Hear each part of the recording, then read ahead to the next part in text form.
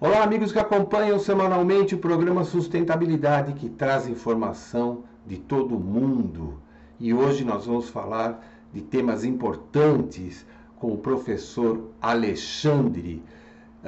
O Alexandre dirige o canal Imagem e Credibilidade e vai falar sobre networking, sobre a síndrome de burnout e de tantos temas importantes para que você possa levar sua vida de forma harmônica. Professor Alexandre, muito obrigado por nos receber. Olá, Roberto, a todos, a nossa audiência querida, como estão? É um prazer estar aqui com você e, como eu costumo dizer lá no meu conteúdo e no Imagem e Credibilidade, vamos embora para o conteúdo, porque tem bastante coisa para conversar e bastante coisa interessante, importante e fundamental para quem está nos assistindo hoje.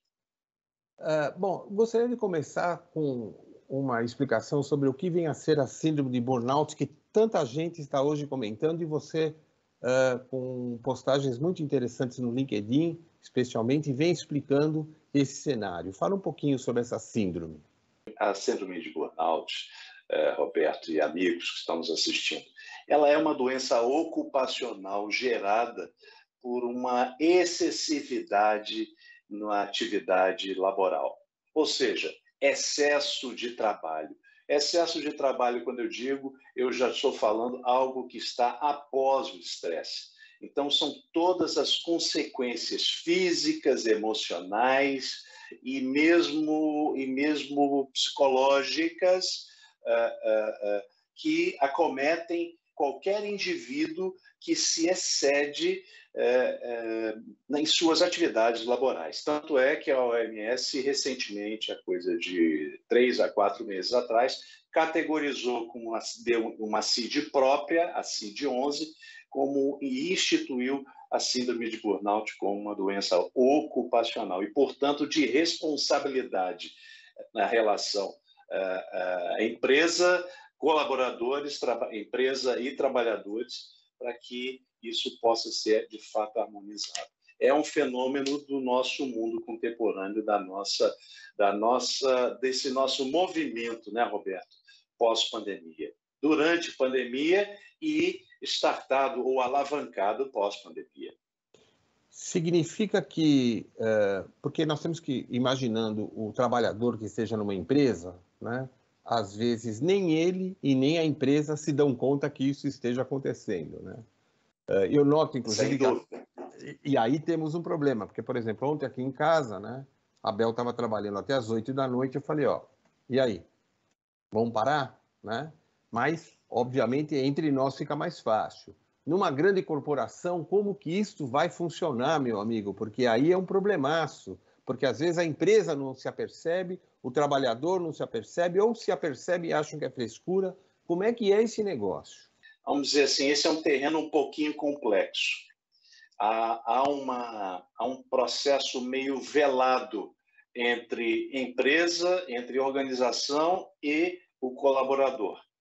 Primeiro, porque a empresa necessariamente imagina que todo o seu ambiente, tudo aquilo que ela proporciona, presencial e agora também remotamente, são momentos, são ambientes que são ambientes mais fluidos, que são ambientes mais tranquilos, onde o colaborador pode necessariamente ter a condição de desempenhar o seu papel no trabalho. Do lado do trabalhador, ele, necessariamente do lado do colaborador também, ele não se apercebe que está excedendo.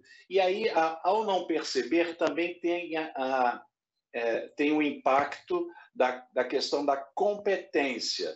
O fato de que, se eu der uma pausa ou várias pausas no trabalho, eu não entregarei os trabalhos no tempo certo, no prazo correto, portanto, serei incompetente e eu não serei valorizado. E aí, quando ele ultrapassa essa fronteira do permitido falando em termos fisiológicos, ao corpo, ele começa a adentrar num terreno perigoso, arenoso e complexo, e levando a questões de sintomas sintomas físicos de esgotamento, sintomas físicos de dor de cabeça, de lapsos de memória, lapsos imediatos, e isso gera um problema terrível para si próprio, para a sua saúde e também para a saúde da organização. O gostoso de fazer o programa aqui é que começa a gerar pergunta aqui, e já veio uma aqui, ó, escrito crianças e adolescentes. Tem isso também? Ó, vou dizer uma coisa para você. Crianças e adolescentes, existe um impacto que não precisa necessariamente estar ligado à organização, à corporação. A síndrome de burnout é algo que diz respeito necessariamente ao impacto na organização, no ambiente corporativo. Se nós analisarmos isso nas crianças e nos adolescentes, aí nós temos que olhar para uma outra situação de ambientes tóxicos, de relacionamentos com pais, etc, etc, etc. Talvez seja até mais complexa a avaliação, né? E mais profunda, e mais profunda. Sim. Nesse cenário, então, eu fico imaginando um consultor como você, com experiência de mercado, tendo trabalhado em multinacionais, etc. Como é que você enxerga a sua responsabilidade individual? Você tem que levar essa informação para dentro das empresas, nós temos que começar, como consultores, a montar um cenário de, gente, olha o que está acontecendo aqui. Como é que você está enxergando essa sua responsabilidade do cidadão, Alexandre? Imaginando isso, essa situação já virou uma situação onde as fronteiras já foram quebradas, derrubadas, né? Então já há uma conscientização, uma pequena, tá, Roberto? Uma grande conscientização já do indivíduo, mas uma conscientização que é progressiva no caso das organizações. Nós, como consultores, precisamos necessariamente proporcionar orientação, direcionamento e busca de ferramentas que possam amenizar essa situação. Então, haja visto o seguinte, eu tenho o dever de, por exemplo, tendo um cliente que teve uma organização que tem um impacto de sofrer processos, 2, 3, 4, 5 processos sobre burnout, de dizer para ele o seguinte, meu amigo, nós precisamos rever consideravelmente, profundamente o seu ambiente, ele não pode ser considerado um ambiente tóxico. Você precisa implementar ferramentas, implementar processos que não façam com que o seu colaborador exceda, ou por vontade sua da organização, ou por vontade própria dele.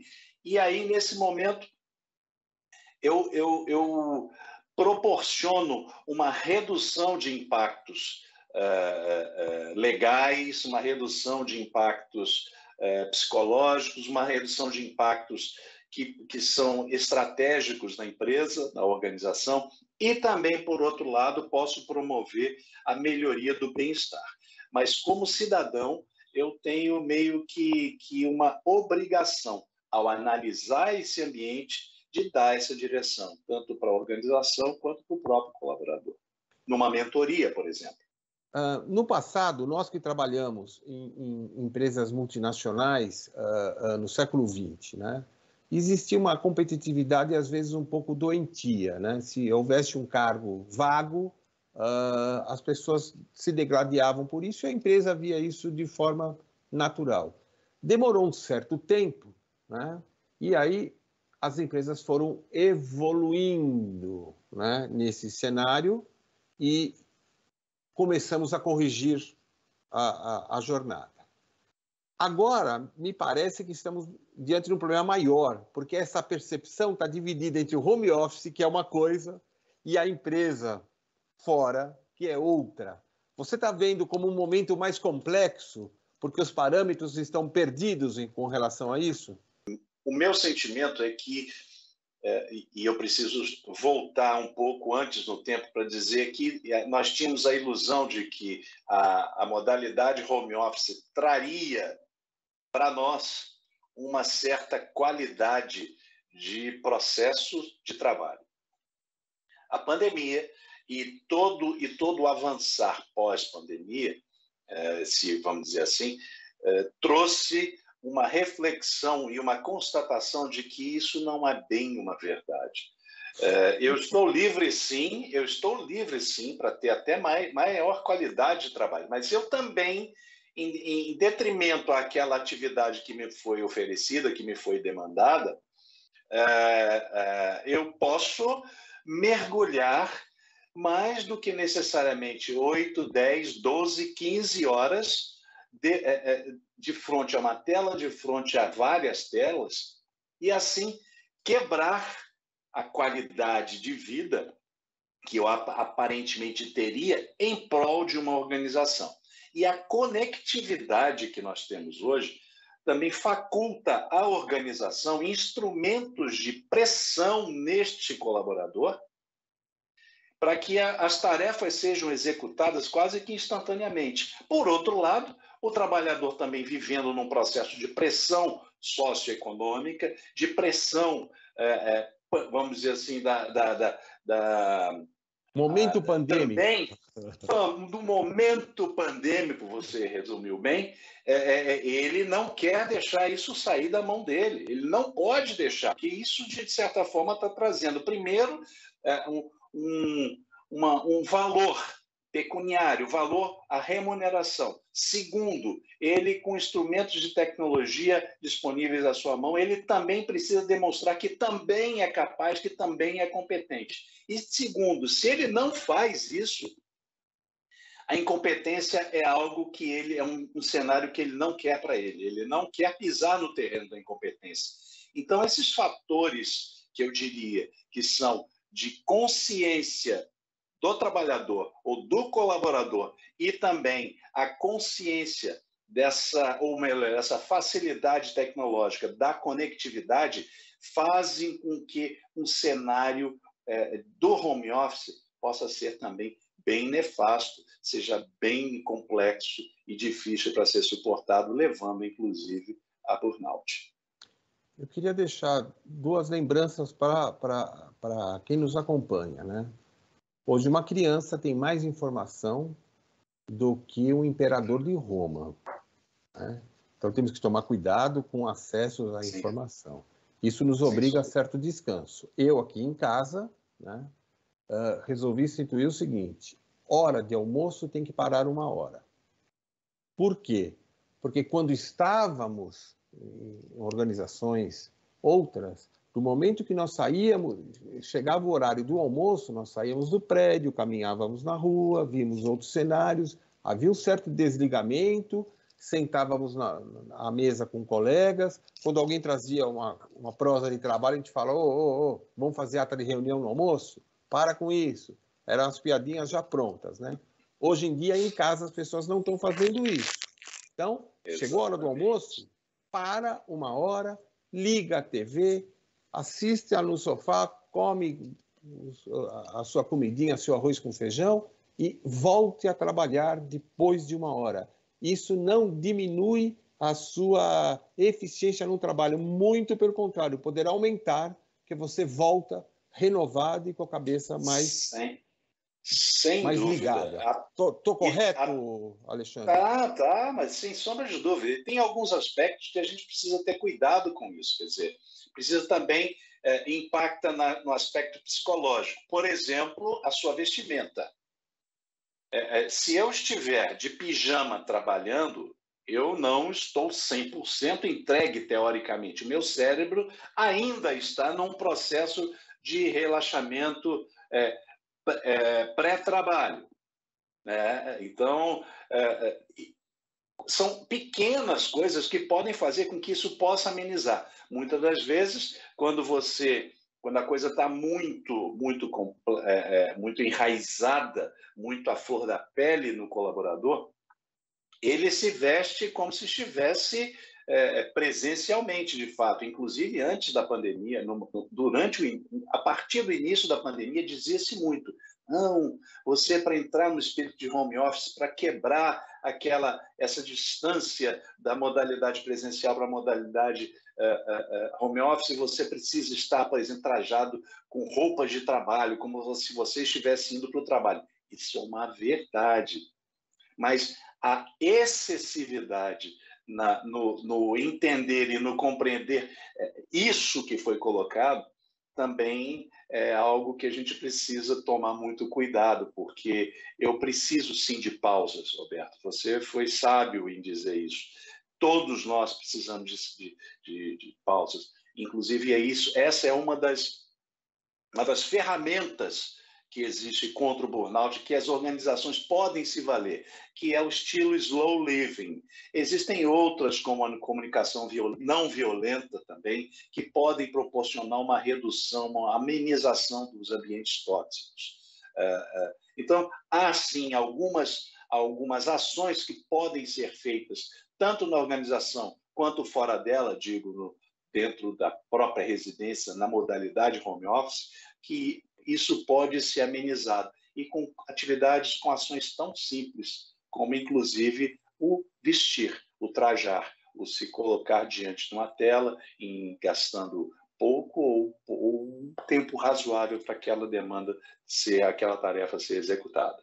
Significa que, ao terminar a jornada de trabalho, seria conveniente colocar os shorts ou sei lá o que, mudar a camiseta. Perfeito. E tal, porque eu tenho que desligar, né? É como se eu estivesse chegando em casa vindo da rua, né? Preciso frear. Exatamente. E você disse uma coisa importante. Chegou a hora do almoço, regra, você tem uma condição de regular o seu biotipo. Então, você gere o hábito das pausas, a pausa para almoço e também a pausa psicológica após o expediente se finalizar, quando você está dizendo para você mesmo ou para o seu cérebro, eu estou agora dando uma pausa do meu trabalho e agora vou relaxar um pouco mais, trabalhar um pouco o comando cerebral para que o corpo possa emitir as ondas de relaxamento, os comandos de relaxamento necessários para que nenhum tipo de estresse, nenhum tipo de sintoma excessivo possa acometer a pessoa. Só para lembrar a audiência também, essa conversa com o próprio cérebro é tão importante, né, que as comissárias de bordo que trabalham em viagens para o Oriente têm problemas com fluxo menstrual, porque elas passam, às vezes, um mês inteiro sem ver o sol. Logo, elas não acham que rolaram 28 dias, tá? Porque ela não viu o sol, né? Então, o cérebro diz, olha, não é o momento ainda.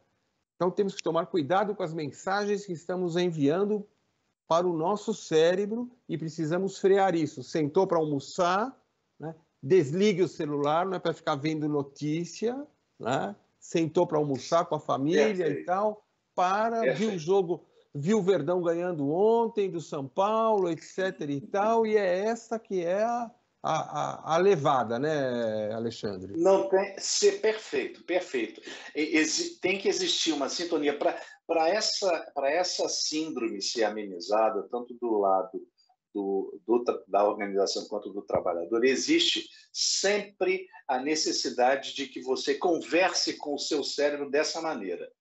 Exatamente no simples fato de você levantar um pouco a partir das 18, tá? Tá bom, não é às 18, é às 19. A partir das 19, você pode dizer para o seu cérebro que você vai está começando a relaxar trocando a sua camisa. Com o simples fato de trocar uma camisa, com o simples fato de levantar, por exemplo, e ir buscar uma caneca de café durante o próprio decorrer do expediente, sabe? Enquanto a coisa está acontecendo, não necessariamente está no mesmo nível de conectividade. Quando terminar teoricamente, o seu período de expediente, reduza, passe o celular para o modo silencioso. Ótimo.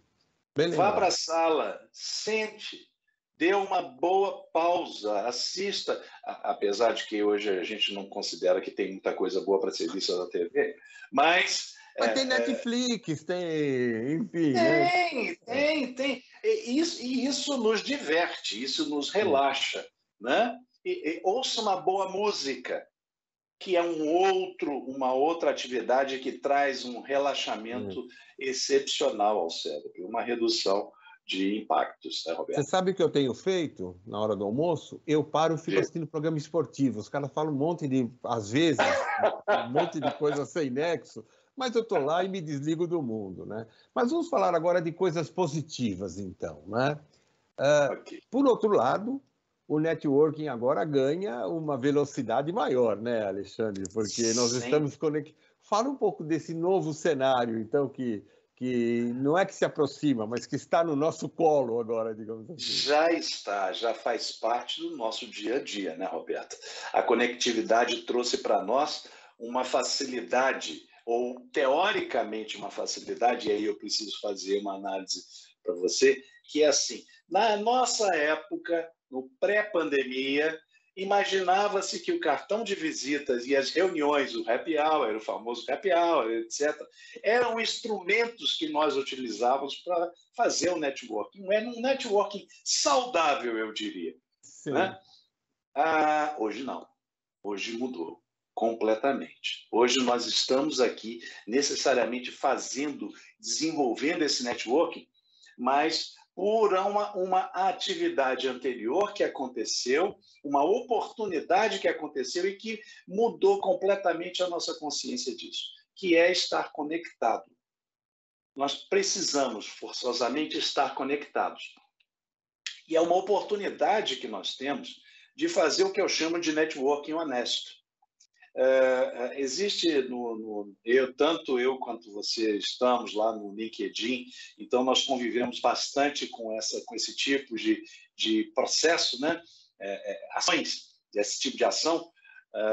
Existem inúmeras ações que fazem com que esse networking honesto, verdadeiro e autêntico possam acontecer. Até participei de um ontem, e que uma determinada conexão proporciona a nós já participamos de uma reunião do networking 4x4, e aqui eu preciso agradecer ao Jorge, à Áurea e ao Luciano que estão nos assistindo aqui, facultarem essa ferramenta para nós.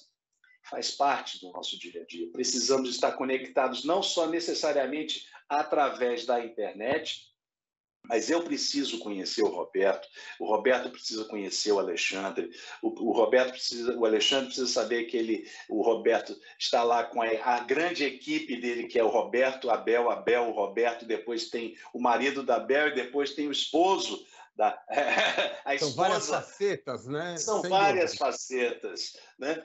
Então, isso é algo que isso está no nosso dia a dia. Aquela coisa, necessariamente, não é só o aspecto de conhecer, o aspecto da possibilidade, da parceria, da oportunidade. Isso também, por outro lado, tem a necessidade de ser melhor trabalhado, porque a necessidade da busca de recolocação, da busca de emprego, da busca de uma colocação no mercado ainda persiste. E o fato de estarmos conectados, estarmos fazendo um network, não está necessariamente ligado ao fato de que eu posso chegar e entregar meu currículo para você e deixar com você que você vai me colocar dentro de um processo seletivo e quiçá, me colocar dentro da sua empresa, me admitir na sua organização. Não. Existe todo um progresso de ações, de relacionamento, de aproximações que fazem com que esse networking possa ser efetivo. Então, o networking é, sim, uma área em que hoje precisa ter uma estratégia, uma ação progressiva e inteligente para que ele surta o efeito que antes um aperto de mão, um bate-papo tranquilo, uma troca de cartão, um telefonema, um convite para almoço, proporcionavam para nós, e o aprofundamento da relação. Hoje temos a tecnologia que interfaceia e está hoje fazendo essa mediação, e ela precisa ser usada com inteligência. E aí se faz necessário criar novos parâmetros também, eu estou imaginando, né, Alexandre? Porque, por exemplo, nós temos um grupo muito interessante de consultores no trabalho e, curiosamente, outro dia, o grande professor Carlos Facchina, que foi diretor do Mackenzie, da FAAP, né, que é um contato meu pessoal, de amizade que eu tenho com ele, pela admiração que eu tenho pelo meu professor. Marquei um café, que foi o Diógenes e o João junto, e nós fomos tomar um café com ele, né? Beleza, ótimo. Então, assim, pessoas que estão no meu ritmo de trabalho hoje, eu apresento para uma pessoa que foi meu professor e ex-diretor na Nestlé, etc. e tal. As pessoas no LinkedIn, às vezes, estão achando que o fato de ter conectado faz com que ela tenha esse, digamos, grau de intimidade que foi desenvolvido há anos de forma presencial, vamos chamar assim, e agora precisamos dar uma separada nisso. O fato de você ser meu contato, ou eu ser contato de alguém no LinkedIn que mal conheço, não me dá certos direitos, ou seja, tem uma liturgia aí para ser criada. Fala um pouco sobre isso. Sem sombra de dúvida. Não há uma prerrogativa natural de conexão e de mergulho profundo entre as conexões. Há sim uma liturgia, há um avanço para uma jornada a ser percorrida que faz com que a efetividade da conexão possa ser traduzida em resultados. Então, isso é um fenômeno, né, Roberto? Que isso está presente no LinkedIn hoje. E por que eu utilizei, por exemplo, o adjetivo honesto ao networking? Né? Exatamente por causa disso, porque as pessoas, a grande massa das pessoas que estão envolvidas no networking, que fazem parte da rede LinkedIn, inclusive, buscam recolocação, buscam um avançar na carreira, etc., mas não têm a percepção de que as conexões elas não são necessariamente instantâneas. Elas podem ser originadas, como você bem falou, de um conhecimento prévio e que facultou a eles um avançar, um desenrolar, um aprofundar maior. Uma sinergia com alguma coisa. Uma sinergia muito maior do que aquela que, por exemplo, eu posso fazer com alguém que está me pedindo conexão hoje. Mas isso também não quer dizer que a pessoa que está me pedindo conexão hoje, eu não possa ter esse momento com ela. Mas você definiu maravilhosamente bem. Essa liturgia precisa acontecer, essa jornada precisa acontecer para que a efetividade da conexão possa trazer um resultado que é o ganha-ganha para ambas as partes. Né? Então, eu diria que essa liturgia ela existe. Ela não é necessariamente estruturada ou sistematizada, mas ela precisa, em cada fase, acontecer. Se as pessoas que precisarem disso, a gente está à disposição para ajudar nesse sentido. Nós estamos chegando ao final, lamentavelmente, do nosso tempo, mas eu queria deixar um desafio para ambos aqui. Acho que a gente deveríamos anotar princípios básicos para deixar isto afixado para o bom desempenho das pessoas, né, Alexandre? É verdade. Gostaria que você deixasse aqui os seus comentários finais, sugestões, enfim, fica a seu critério. Tá bom, Roberto, e amigos que estão nos assistindo. Tudo está interligado. Uma coisa está ligada à outra, ela precisa ser tratada. Tanto nós começamos e falamos sobre burnout, nós depois engatamos o assunto sobre networking, mas ambos os assuntos precisam ser tratados com equilíbrio. A palavra-chave que eu posso deixar aqui, a dica maior, principal para quem está nos assistindo, Roberto e amigos, é equilíbrio. Nós não podemos entregar e passar tudo em excesso. Tudo em excesso faz muito mal e tudo na falta faz muito mal. Então, quando nós analisamos síndrome de burnout e networking, nós entendemos que na burnout nós não podemos nos exceder tanto pelo lado das organizações no tratamento e na relação com o seu colaborador, quanto do colaborador com a sua organização, no trato das tarefas. Quando nós olhamos para o networking, não basta só a conexão. Basta uma jornada que é progressiva, que precisa ser trabalhada. Então, a palavra que eu posso deixar para ambas as situações, para ambos os temas que precisam ser trabalhados pelo ser humano é trate com equilíbrio. Equilíbrio com seu cérebro, equilíbrio com seu corpo, equilíbrio com seu objetivo, equilíbrio com sua estratégia, equilíbrio com seu resultado, porque tudo isso faz parte da essência que é o ser humano. E viver dentro da essência do equilíbrio é a melhor coisa que precisamos fazer para um mundo que precisa ser sustentável. Com essas palavras, né, só nos resta encerrar o programa, porque o programa de sustentabilidade justamente desenvolve o tema de equilíbrio entre o ser humano e a natureza, e as condições e os recursos. E quero agradecer muito ao professor Alexandre Mota, que deu esta aula para nós, para que você fique atento às novas condições de vida e como produzir um mundo melhor. Até a próxima semana com um tema tão interessante quanto este do professor Alexandre Mota. Um abraço e até breve.